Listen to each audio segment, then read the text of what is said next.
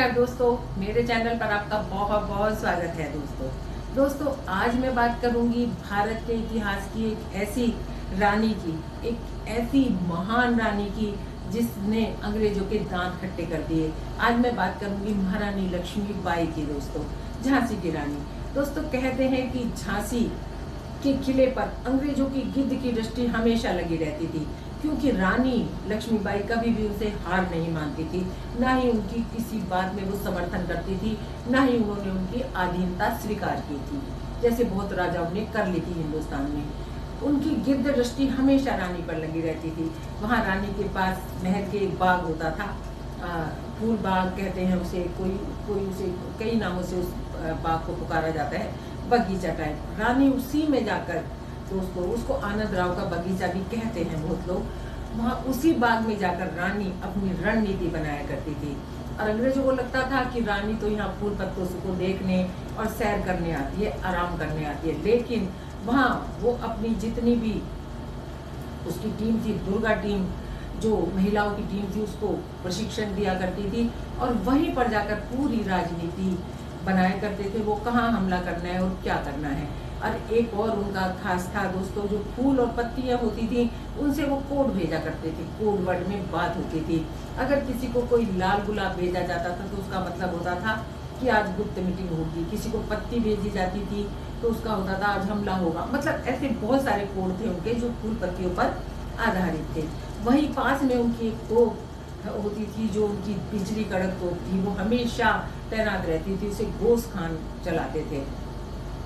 हमेशा वो किले के सामने हमेशा रहती थी, बाग के पास। दोस्त गाड़ी उठ रही थी कि आज़ादी की दोस्तों शुरुआत हुई, तब महारानी लक्ष्मीबाई को अंग्रेजों ने चारों तरफ से घेर लिया, झांसी को, और उनके पास कोई चारा नहीं रहा दोस्तों। तब उन्होंने क्या किया, उनका एक घोड़ा था बादल, बादल को लेकर वो महल की इतनी ऊंची से उन्होंने छलांग लगा दी, पीछे अपने दत्तक पुत्र को बांधा, दामोदर राव को, और छलांग लगा दी।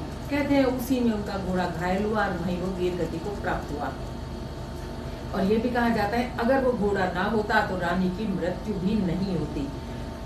आगे जाकर उन्होंने वहां से जाने के बाद, कूदने के बाद, उन्होंने ग्वालियर के किले पर स्थापित किया अपना राज, उस पर अधिकार किया। कहते हैं ग्वालियर का किला उस टाइम बहुत अभेद्य माना जाता था, क्योंकि आज तक अंग्रेज भी उस किले को जीत नहीं पाए थे, लेकिन उसका जो राजा था वो अंग्रेजों से संधि कर चुका था। तो रानी की नज़र में वो खटकता था, उसने उस किले पर जाकर अधिकार जमा लिया। वहां पर उसकी भयंकर लड़ाई हुई दोस्तों अंग्रेजों से, और लड़ाई करते करते वो अंग्रेजी सेना में दोनों हाथों से तलवार चलाती हुई अंदर घुस गई। और कहते हैं नया घोड़ा था, उनके सामने इस तरह एक नाला आ गया, लेकिन वो नया घोड़ा अड़ियल था, वो बिल्कुल उस नाले को पार नहीं कर पाया। कहते हैं अगर बादल होता तो रानी की मृत्यु कभी नहीं होती। अब चारों तरफ से पीछे से आकर रानी को घेर लिया गया, रानी घायल हो गई बहुत ज़्यादा, और रानी को उनके जो साथ में सिपाही थे वो उठाकर उन्हें एक कुटिया थी वहाँ पर ले गए, गंगदास बाबा की कुटिया, वहाँ पर उसे लेकर चले गए दोस्तों। और कहते हैं जब रानी अपनी अंतिम सांस ले रही थी, उन्होंने बाबा से एक बात कही कि मेरा जो शरीर है वो कभी भी अंग्रेजों के हाथ नहीं लगना चाहिए। जैसे ही उन्होंने अंतिम सांस ली, ऐसे ही कहते हैं झोपड़ी की लकड़ी, कुटिया की लकड़ी इकट्ठी कर कर वहीं पर उन्हें मुखाग्नि दी गई, चिता बनाकर। इतने अंग्रेज आए वहां तक, इतने रानी पंचतत्व में विलीन हो चुकी थी।